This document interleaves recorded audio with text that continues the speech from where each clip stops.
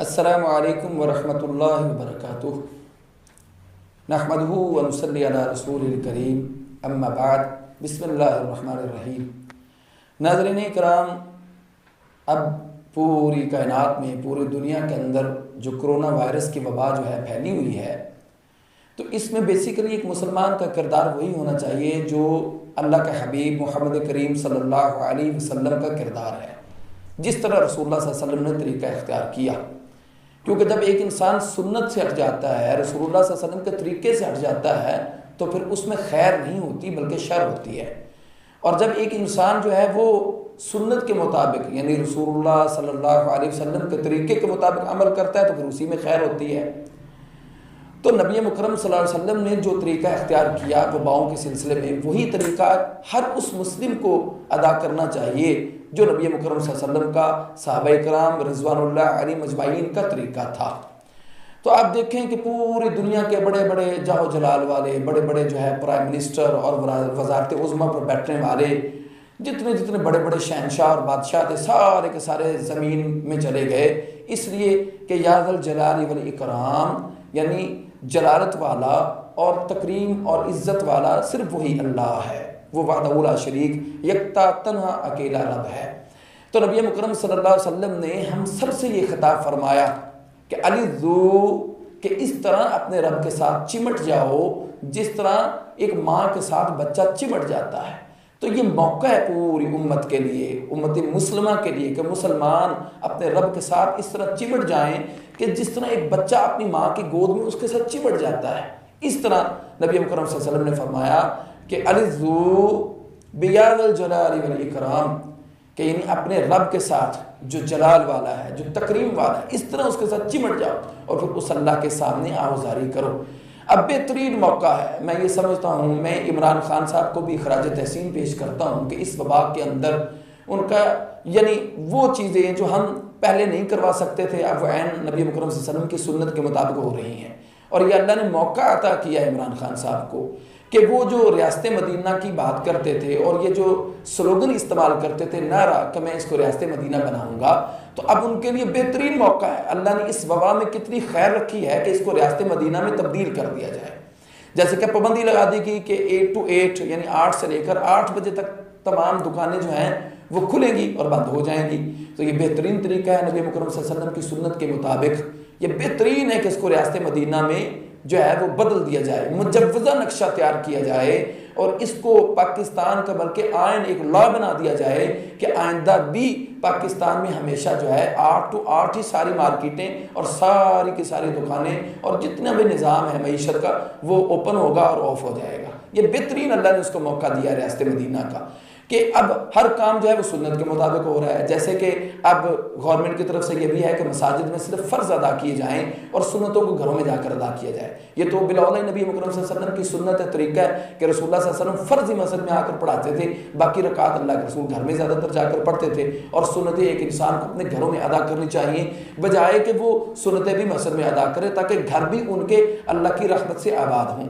بہترین طریقہ دیا، یعنی اس میں اللہ سبحانہ و تعالیٰ نے خیر کے بھی بہت سارے پہلو رکھے ہیں اور اس میں احتیاطی تدابیر۔ اب دیکھیں نا کہ پہلے جتنی زیادہ آوارگی تھی اور جس قدر راتوں کو جاگنے والے اور راتوں گلچھڑے اڑانے والے، فحاشی اور بے حیائی، عریانی اور فحاشی یعنی عروج پر تھی، جس کو یہ کنٹرول کر دیا گیا، اللہ نے ایک وبا کے ذریعے کنٹرول کیا۔ اب امت مسلمہ کے پاس موقع ہے اور ریاست مدینہ جب بنے گی تو پھر مدینہ المنورہ کے جو شہنشاہ تھے، جو مدینہ المنورہ کے بادشاہ تھے، جو مدینہ المنورہ کے سرتاج تھے، رسول اللہ صلی اللہ علیہ وسلم، یعنی اللہ کے حبیب محمد کریم صلی اللہ علیہ وسلم، تو اللہ کے رسول صلی اللہ علیہ وسلم سے پھر ہمیں وہ طریقہ لینا پڑے گا کہ مدینہ میں بھی ایک دفعہ وبائی بخار کے متعلق جو رسول اللہ صلی اللہ علیہ وسلم کی دعا تھی، ہمیں وہ دعا کرنی چاہیے۔ اور وہ نبی مکرم صلی اللہ علیہ وسلم کی دعا کیا تھی؟ جب وبائی بخار جو ہے مدینہ میں پھیلا تو رسول اللہ صلی اللہ علیہ وسلم نے فرمایا اللہم حولہم ماہا الی الجوفہ، اے اللہ اس بخار کو یعنی اس مدینہ کی سرزمین سے جوفہ کی طرف لے جا۔ اور اما عائشہ صدیقہ طاہرہ مطہرہ رضی اللہ تعالیٰ عنہ فرماتی ہیں کہ پھر رسول اللہ صلی اللہ علیہ وسلم کو خواب آئی کہ اللہ کے رسول صلی اللہ علیہ وسلم نے دیکھا کہ ایک سیاہ چہرے والی عورت جو ہے اس کے بال بکھرے ہوئے ہیں اور وہ جوفہ کی طرف جا رہی ہے۔ یہ اس خواب کی تعبیر ہے کہ پھر اللہ اس وبائی بخار کو جوفہ کی طرف لے گیا۔ نہ کہ وہ طریقہ جو معاذ اللہ بدعت کی طرف آتا ہے۔ معجم الکبیر کی ایک حدیث بیان کی جاتی ہے جو سندن جو ہے وہ ضعیف ہے، اور ضعیف حدیث کو رسول اللہ صلی اللہ علیہ وسلم کی طرف منسوب کرنا بھی جرم ہے کہ اس کو اللہ کے رسول صلی اللہ علیہ وسلم کے ساتھ جوڑ دیا جائے۔ تو نبی مکرم صلی اللہ علیہ وسلم سے یہ حدیث جو ہے وہ مروی نہیں ہے، نہ ہی اللہ کے رسول کا یہ طریقہ ہے۔ یہ جو ہمارے اب ملک پاکستان کے اندر جو ہے وہ مساجد کے اندر اور گھروں کے اندر 10 بجے کے بعد 10:30 پونے 11 بجے اذانیں دی جا رہی ہیں اور 11 بجے تک اذانیں دی جا رہی ہیں، یہ طریقہ رسول اللہ صلی اللہ علیہ وسلم کی سنت کا یعنی نہیں ہے۔ یہ طریقہ ہمارا طریقہ ہو سکتا ہے، لیکن یہ سنت یعنی سنت کا لغوی معنی طریقہ ہے، یہ طریقہ رسول اللہ صلی اللہ علیہ وسلم کا نہیں ہے، بلکہ یہ معجم الکبیر کی حدیث ضعیف کو بیان کر کے اور اس کو یہ دلیل بنا کر جو پیش کر رہے ہیں، تو ان کو صحیح مسلم کی یہ بھی حدیث یاد رکھنی چاہیے۔ سب سے پہلی من کذب علی متعمدا فلیتبوا مقعدہ من النار، کہ جس شخص نے میں محمد صلی اللہ علیہ وسلم پر جان بوجھ کر جھوٹ باندھا تو فرمایا کہ فلیتبوا مقعدہ من النار، پس وہ اپنا ٹھکانہ جہنم سمجھ لے کہ وہ جہنمی ہے۔ اس سے بڑی سخت وعید اللہ کے نبی صلی اللہ علیہ وسلم کی کیا ہو سکتی ہے کہ کائنات کے پیغمبر صلی اللہ علیہ وسلم سے ایک عمل ثابت نہیں ہے اور وہ ضعیف ہے، جو سندن ضعیف ہے، اس کو معاذ اللہ دلیل بنا کر اور امت پر نافذ کر دیا جائے۔ بلکہ یہ جو بہترین حدیث رسول اللہ صلی اللہ علیہ وسلم کی جو وبائی بخار کی ہے اور اللہ کے رسول کے بہترین زبان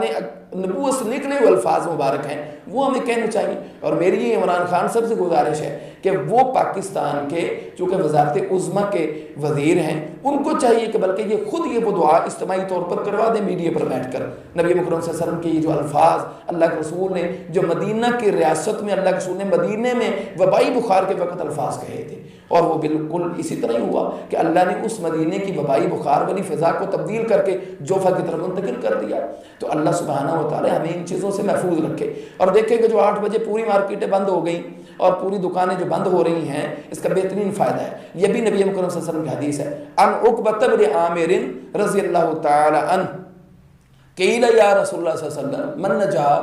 تو عقبہ بن عامر رضی اللہ عنہ سے حدیث ہے، یا رسول اللہ صلی اللہ علیہ وسلم من نجا، انہوں نے پوچھا اللہ کے رسول سے سوال کیا اللہ کے رسول نجات کیسی ہوگی؟ فقال رسول اللہ صلی اللہ علیہ وسلم، پس اللہ کے نبی صلی اللہ علیہ وسلم نے فرمایا کہ نجات کس چیز میں ہے؟ فرمایا کہ امسک